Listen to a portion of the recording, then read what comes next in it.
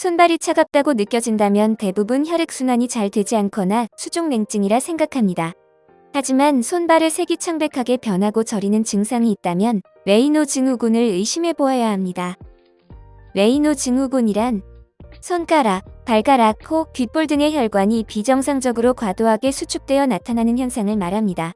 혈관이 손상되어 수축되는 경우 전신성경화증, 혈관염, 류마티스 질환, 루푸스 등을 의심해 볼 수 있으며 단순히 추위에 의해 혈관이 과도하게 수축되는 경우 스트레스 또는 양성 레이노, 즉 1차성 레이노에 의해 나타납니다.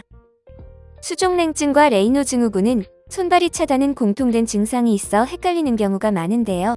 가장 큰 차이점은 수족냉증은 손발이 차가운 증상이지만 레이노 증후군은 수족냉증 증상이 있는 질환입니다.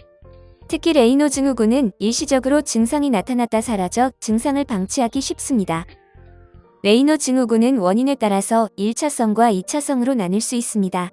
1차성 또는 양성 레이노 증후군은 주로 20에서 30대에서 혈관의 과도한 수축에 의해 발생하며 2차성 레이노 증후군은 자가면역 질환이나 혈관 손상이 있는 경우를 말합니다.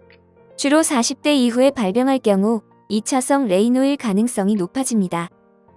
특히 레이노 증후군은 전신경화증 초기의 환자의 90%가 경험하는 증상입니다. 전신경화증은 혈관과 면역체계 이상으로 콜라겐이 과도하게 생성되고 축적되어 장기 기능에 장애를 일으키는 병을 말하는데요. 주요 특징으로는 레이노와 더불어 피부가 단단해지는 경화 현상이 있습니다. 전신경화증은 전신성과 국소성으로 나뉩니다.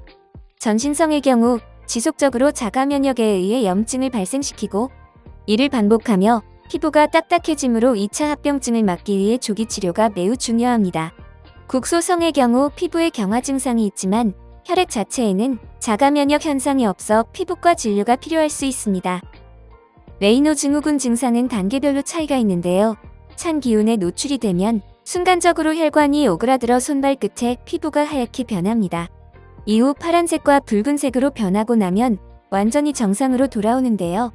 이 모든 과정이 진행되는 동시에 저리는 증상과 같은 감각 이상이 동반되거나 통증이 유발되기도 합니다.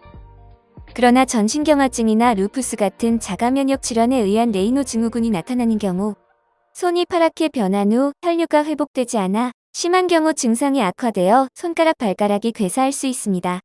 이러한 상황을 예방하기 위해 류마티스 내과에서의 조기 진단과 치료가 중요합니다.